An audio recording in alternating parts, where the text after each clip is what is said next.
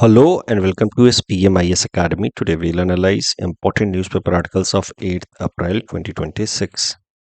Please note you can download the PDF version of today's newspaper analysis by clicking the link given in the comment section. This is the list of the topics that we'll be covering from today's newspaper. The first topic is about Rwandan genocide. This topic could be useful from our syllabus GS paper 1 world history point of view. Indian history के लिए भी इसको important माना जा सकता है। देखते हैं कैसे। देखिए सबसे पहले देखिए रवांडा एक सेंट्रल अफ्रीकन कंट्री है। इसके आसपास के देश हैं Burundi, Congo democratic Republic, Uganda, Tanzania और ये एक लैंडलॉक्ड कंट्री है। इसकी कैपिटल सिटी है किगाली। रवांडा के अंदर अगर हम बात करें तो दो मेजर एथनिसिटी वाले लोग रहते हैं, हुतूस एंड तुत्सीस। हुतूस यहाँ पे मेजॉरिटी में है, उनकी पॉपुलेशन लगभग 85% के आसपास है। और दूसरे नंबर पे जो कम्युनिटी है वो है तुत्सीस, वो माइनॉरिटी में है, वो 15% के आसपास उनकी पॉपुलेशन है। ओवरऑल आप ऐसा कह सकते हैं कि हुतूस 84% है, तुत्सीस 15% है और बाकी जितने भी एथनिसिटी के लोग हैं वो सब 1% से भी कम है। तो दो मेजर एथनिसिटी के लोग हो गए या कम्युनिटी के लोग हो गए, हुतूस एंड तुत्सीस। अब Rwandan genocide it started on 7th April in 1994 and it continued for about 100 days, जिसमें ये जो मेजॉरिटी हुतूस हैं, majority Hutus committed atrocities and mass murder of Tutsis people.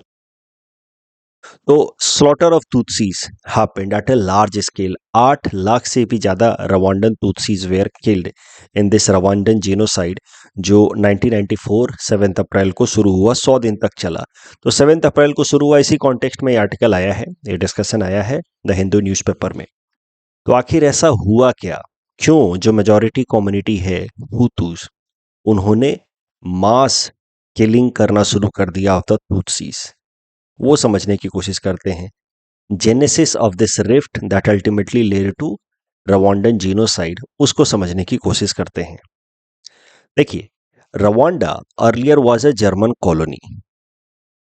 जब जर्मनी वर्ल्ड वॉर 1 में defeat हो गया तो फिर उसके बाद as a result of treaty of Sevres this Rwanda colony was transferred from Germany to Belgium. उसके बाद से Rwanda became a colony of Belgium. जब से यहाँ पे बेल्जियम का रूल हुआ 1919 के बाद से, तब से बेल्जियम ने डिवाइड एंड रूल की पॉलिसी अडॉप्ट की। हर जगह जो कॉलोनियल मास्टर्स थे, जैसे भारत में कॉलोनियल मास्टर्स ब्रिटिशर्स थे, वैसे ही यहाँ पे रवांडा में कॉलोनियल मास्टर्स थे बेल्जियम। और हर जगह इन्होंने लोकल कम्युनिटीज को आपस में डिवाइड किया ताकि लोकल कम्युनिटीज कभी यूनाइट ना हो पाए इनके अगेंस्ट।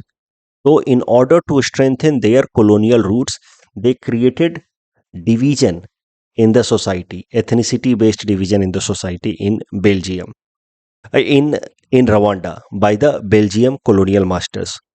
हुआ क्या कि ये जो बेल्जियम कॉलोनियल मास्टर्स हैं, they started favouring the minorities. ये हर जगह माइनॉरिटी अपीजमेंट करने लगते हैं। जैसे भारत में ब्रिटिशर्स ने मुस्लिम्स का अपीजमेंट करना शुरू किया ताकि एक सेंस ऑफ फ्रस्ट्रेशन डेवलप हो अमंगस्ट हिंदूज। वो जब उसको अपोज करेंगे तो मुस्लिम्स को लगेगा कि हिंदूज मुस्लिम्स के राइज के अगेंस्ट हैं और फिर हिंदू और मुस्लिम के बीच में डिसयूनिटी क्रिएट हो जाएगी, जो ब्रिटिशर्स ने भारत में करने की कोशिश की, सेपरेट इलेक्टोरेट प्रोवाइड किया मुस्लिम्स को। वैसे ही Belgium colonial masters they tried to follow divide and rule policy, और वहां पे उन्होंने माइनॉरिटीज तुत्सीस को अपीज करना शुरू किया और तुत्सीस के लिए काफी सारे फेवरेबल प्रोविजंस बनाते थे, जिस कारण से हुतूस और तुत्सीस के बीच में काफी एनिमोसिटी हो गई ड्यूरिंग द कॉलोनियल एरा। जब रवांडा आजाद हुआ 1962 में, उसके बाद चूंकि हुतूस मेजॉरिटी में है तो हुतूस की सरकार बनी, उनकी पॉपुलेशन 85% के आसपास है, तो हुतू डोमिनेटेड गवर्नमेंट हमेशा बनती थी। और फिर जो कॉलोनियल टाइम्स में हुतूस के अगेंस्ट एट्रोसिटीज हुई या डिस्क्रिमिनेशन किया बेल्जियन कॉलोनियल मास्टर्स ने, जो उन्होंने फेवरेबल टर्म्स दिए तुत्सीस को, उसका एक तरीके से रेट्रीब्यूशन शुरू हुआ। तुत्सीस के अगेंस्ट अलग अलग लेवल के डिस्क्रिमिनेशन एट्रोसिटीज शुरू करना शुरू किया the Houthi dominated government that came in Rwanda after independence. नतीजा ये हुआ कि जो तुत्सीज हैं वो फ्रस्ट्रेट होने लगे इंडिपेंडेंस के बाद, और उन्होंने एक इंसर्जेंट ग्रुप बनाया आरपीएफ, और वो अलग अलग जगह पे वायलेंस करने लगे। तो इंसर्जेंट या टेररिस्ट ग्रुप आप कह सकते हैं, आरपीएफ बना दिया। हुतूस गवर्नमेंट तो इसको क्या कहेगी, टेररिस्ट ग्रुप कहेगी। अब ये मामला चलता रहा लगभग 30 साल तक, जहां एक तरफ रवांडा में हुतू यानी कि मेजॉरिटी डोमिनेटेड गवर्नमेंट है, और उसके अगेंस्ट अलग अलग जगहों पे पॉकेट्स में तुत्सीज द्वारा लेड एक इंसर्जेंट ग्रुप आरपीएफ वायलेंस कर रहा है। इसी कॉन्टेक्स्ट में 1994 में होता क्या है कि रवांडा के president is being shot dead, उनकी गोली मार करके हत्या कर दी जाती है। And he was a हुतू from ethnicity, हुतू background के थे, उनकी गोली मार करके हत्या कर दी जाती है। उसके बाद एक सिविल वॉर शुरू होता है, जिसमें जो हुतू मेजॉरिटी है, जो मेजॉरिटी कम्युनिटी है, वो बहुत गुस्से में आ जाते हैं। उनके अंदर जो एक्सट्रीमिस्ट ग्रुप्स हैं, दे डिसाइडेड कि now they will make Rwanda a pure हुतू state, और फिर सिस्टमेटिक किलिंग शुरू होती है ऑफ द तुत्सीज, और तुत्सीज को मास स्केल पे मारा जाता है, जिसमें जैसा मैंने आपको बताया 8 लाख से भी ज्यादा तुत्सीज where butchered over a period of 100 days. So that was the genocide, Rwandan genocide, one of the worst human right violation case in the modern era. तो रवांडन जीनोसाइड को आपको याद रखना है, कभी ऐसे वगैरह में आप इसका इस्तेमाल कर सकते हैं। जीएस पेपर 1 इंडियन हिस्ट्री में आप इनडायरेक्ट पैरेलल देख सकते हैं, या इनफैक्ट रादर आप कह सकते हैं एक डायरेक्ट पैरेलल देख सकते हैं, जो रवांडा में हुआ है और जो भारत में हुआ है। ये जो टॉपिक है Rwandan genocide, world history perspective से तो इंपॉर्टेंट है ही, इंडियन हिस्ट्री के पर्सपेक्टिव से भी इंपॉर्टेंट है। भारत के अंदर भी ब्रिटिशर्स ने, जो कॉलोनियल मास्टर्स थे, उन्होंने ऐसी divide and rule policy adopt की, जिसकी मदद से उन्होंने सोशल डिसहार्मनी क्रिएट करने की कोशिश की, जिसका इम्पैक्ट भारत में आज़ादी के बाद तुरंत मास स्केल पे देखने को मिला। In the border regions mass riots हुए, हिंदू मुस्लिम के दंगे हुए, और आज तक जो डिसयूनिटी के सीड्स ब्रिटिशर्स ने डाले थे for strengthening their colonial roots, जो उन्होंने divide and rule policy adopt की थी, उसका इम्पैक्ट आज तक देखने को मिल रहा है। ब्रिटिशर्स ने माइनॉरिटी अपीजमेंट किया, जब मेजॉरिटी हिंदूज ने उसको अपोज किया, तो फिर ये सीधा सीधा एक डाइवर्जेंस और एनिमोसिटी का कारण बना between Hindu and Muslim community. जो पहले काफ़ी हारमोनियस तरीके से रहते थे, ब्रिटिशर्स ने उनके बीच में डिसयूनिटी क्रिएट करके और उसको अपने पॉलिटिकल बेनिफिट के लिए इस्तेमाल किया, which is haunting India till day. तो ऑफ कोर्स इसको लेकर के भी अलग अलग हिस्टोरियंस के डिफरेंसेस होंगे कि हिंदू मुस्लिम्स के जो डाइवर्जेंस थे वो ब्रिटिशर्स ने नहीं किए हैं, वो पहले से डिफरेंसेस थे, ऐसा भी कई सारे हिस्टोरियंस लिखते हैं। But there can not be any denial कि Britishers tried to exploit the differences, और डिफरेंसेस को नेक्स्ट लेवल तक लेके गए, जो भारत के लिए आज भी प्रॉब्लम क्रिएट कर रहा है। ये जो टॉपिक डिस्कशन है उस पे रवांडन जीनोसाइड पे प्रश्न सीधा सीधा वर्ल्ड हिस्ट्री पर्सपेक्टिव से आ सकता है, जो यूपीएससी जीएस पेपर 1 का सिलेबस है। और इन जनरल जीएस पेपर 1 में इंडियन हिस्ट्री से ऐसा प्रश्न आ सकता है कि कॉम्युनल कन्फ्लिक्ट्स इन पोस्ट कॉलोनियल स्टेट्स, भारत जैसे देश जो पहले कॉलोनाइज थे, उसके बाद जब वो आज़ाद हुए, ऐसे देशों को आज के टाइम में कहा जाता है पोस्ट कॉलोनियल स्टेट्स। तो ऐसा सवाल आ सकता है कि communal conflict in the post colonial states are rooted in colonial legacy.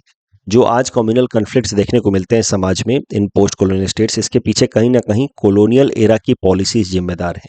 इसको आपको एक्सप्लेन करना है, giving special emphasis on India. तो भारत में हिंदू मुस्लिम यूनिटी, हिंदू मुस्लिम डिवीजन्स, स्पेशली सेपरेट इलेक्टोरेट के provisions, divide and rule strategy, ये सब आपको लिखना है। Next topic is about election commission of India, net, KYC। This topic is important for syllabus GS paper 2 Indian polity point of view. देखिए, सबसे पहले समझते हैं about ECI net platform. ECI net platform एक डिजिटल प्लेटफॉर्म है जो इसी साल 2026 के जनवरी महीने में इलेक्शन कमीशन ऑफ इंडिया ने लॉन्च किया।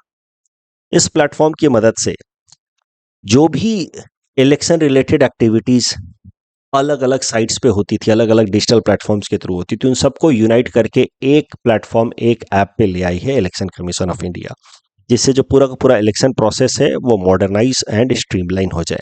फॉर एग्जांपल, ये जो ईसीआई नेट प्लेटफॉर्म है, इस पे क्या क्या होगा, जो वोटर सर्विसेज रिलेटेड जितने भी अलग अलग डिजिटल प्लेटफॉर्म्स थे उन सबको कंबाइन कर दिया गया। For example, voter helpline, national voter service portal, electoral roll management, ये सबको एक साथ ला दिया गया।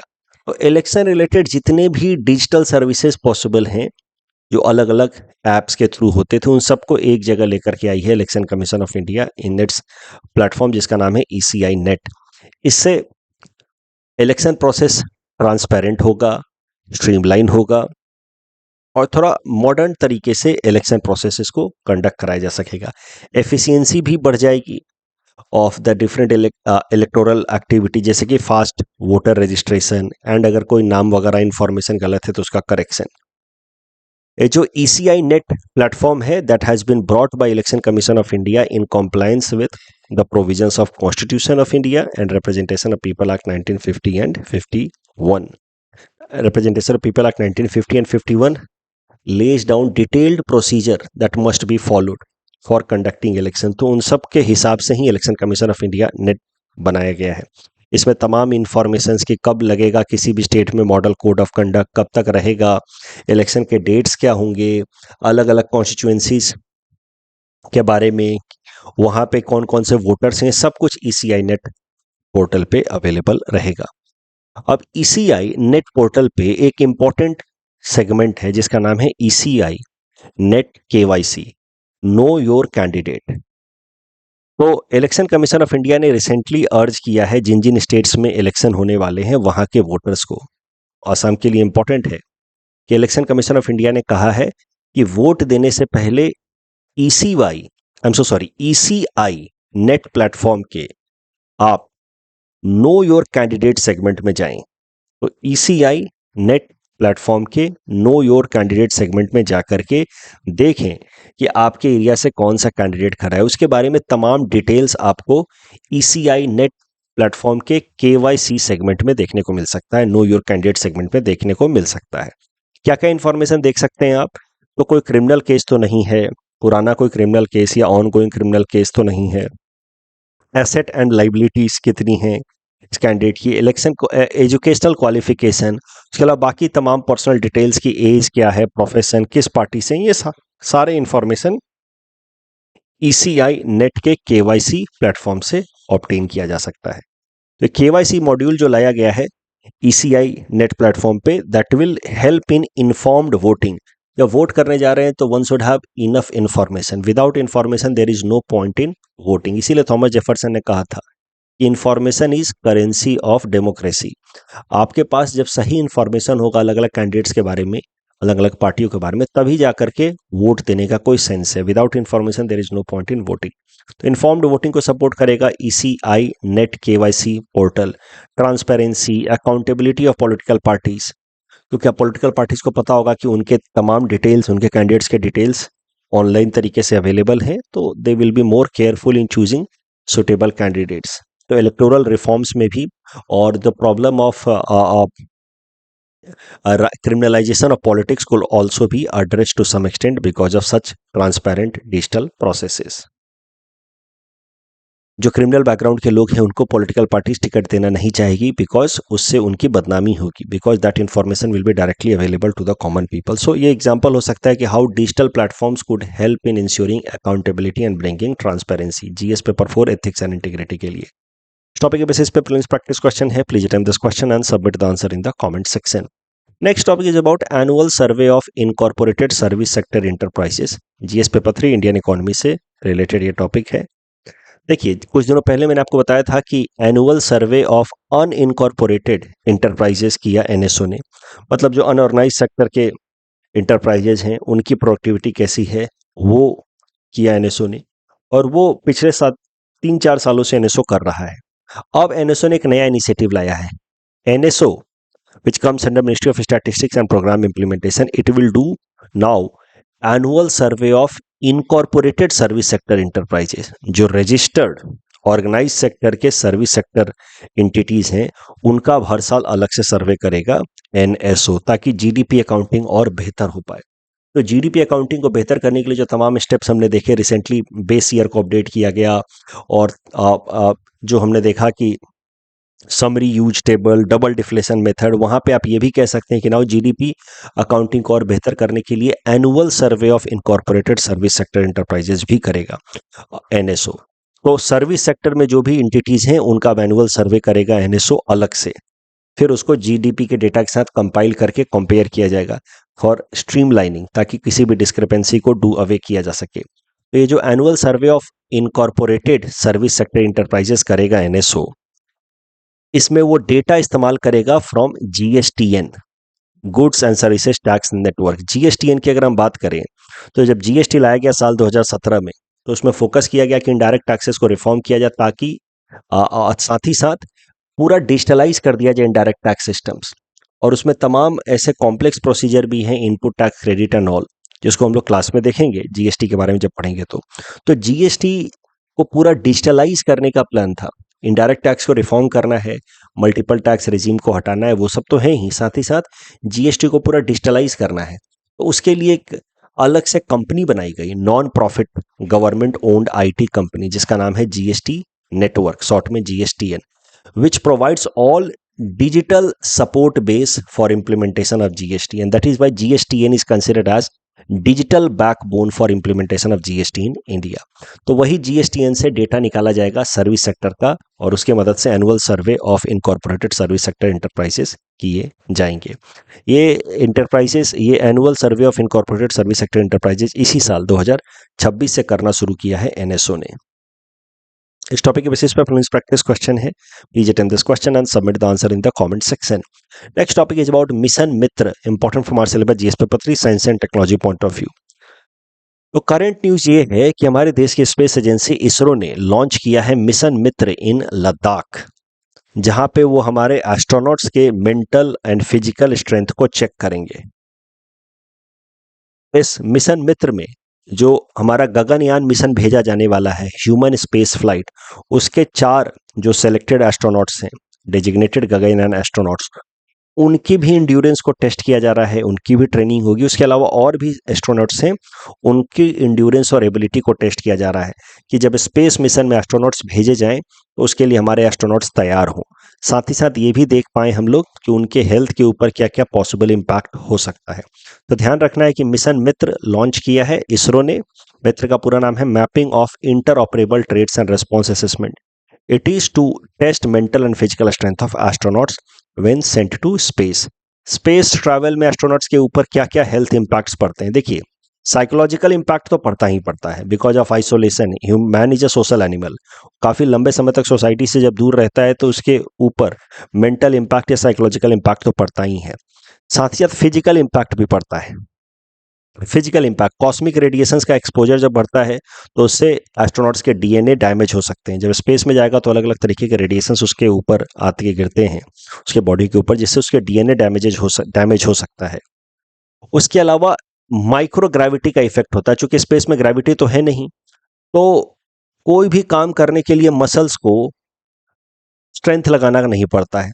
जैसे अर्थ के ऊपर आपको कोई भी सामान उठाना है, टेबल पे रखा हुआ बॉटल भी उठाना है, तो आपके हाथ के मसल्स को उसको उठाने के लिए थोड़ी मेहनत तो करनी होगी। इस प्रोसेस में क्या है कि मसल्स को थोड़ा थोड़ा काम करने की आदत होती है, लेकिन स्पेस में माइक्रो ग्रेविटी के कारण मसल्स को कोई काम करने की जरूरत पड़ती ही नहीं है, कोई वजन उठाने की जरूरत पड़ती नहीं है। तो इस कारण से धीरे धीरे मसल्स लॉस होने लगता है, इसको कहा जाता है muscle atrophy, bone density loss होने लगता है।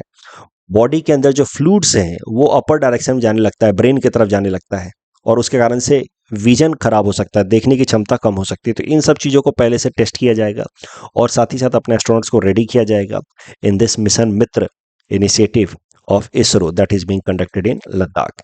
इस टॉपिक डिस्कशन के बेसिस पे प्रीलिम्स प्रैक्टिस क्वेश्चन है, please attempt this question and submit the answer in the comment section. Three-stage nuclear program. The first stage uses pressurized heavy water reactor, that is true. The second stage involves fast breeder reactor, that is also true. The third stage aims to utilize thorium-232. तो thorium-232 second stage में भी use किया जाएगा, third stage में भी use किया जाएगा, जिससे और ज्यादा यूरेनियम बनाया जाए. And India has abundant reserve of uranium but very limited thorium reserve. ये उल्टा है, गलत स्टेटमेंट है. So the correct answer will B 1, 2, 3. यहाँ पे नेचुरल यूरेनियम को थोड़ा इनरिच करके फर्स्ट स्टेज में इस्तेमाल किया जाता है. Second, One Health concept, it recognizes interconnection between human health, animal and environment health. That is correct. It is primarily focused only on controlling zoonotic diseases. ये statement गलत है. Only वर्ड के कारण ये स्टेटमेंट गलत है. बाकी एरियाज पे ही फोकस है. It promotes interdisciplinary collaboration. So third statement is correct. Correct answer will be option C, 1 and 3 only. Second statement is wrong. तो इसको मैं करेक्ट कर दूंगा, 1 and 3. India semiconductor mission, second statement सीधा सीधा रॉन्ग है. मिनिस्ट्री ऑफ इलेक्ट्रॉनिक्स ने इसको इंप्लीमेंट किया है. पहला स्टेटमेंट सही है. नो क्लोनिंग थ्योरम वाला जो क्वेश्चन था वहां पे मैंने फ्रेमिंग में गलती की थी. I wanted to ask incorrect, मैंने गलती से करेक्ट पूछ दिया था. इसमें दो स्टेटमेंट्स इनकरेक्ट हैं. The states that are unknown quantum state can not be copied. Exactly ये पहला स्टेटमेंट सही है. It allows perfect cloning, that is wrong. It applies only to classical system, this is also wrong. So second and third are wrong. Incorrect statement पूछा है ना, unknown quantum state can not be copied. Exactly, तो पहला statement सही है, second and third are wrong. तो correct answer will be again option C. I will again rectify. That's all from our side for today. Thanks for watching.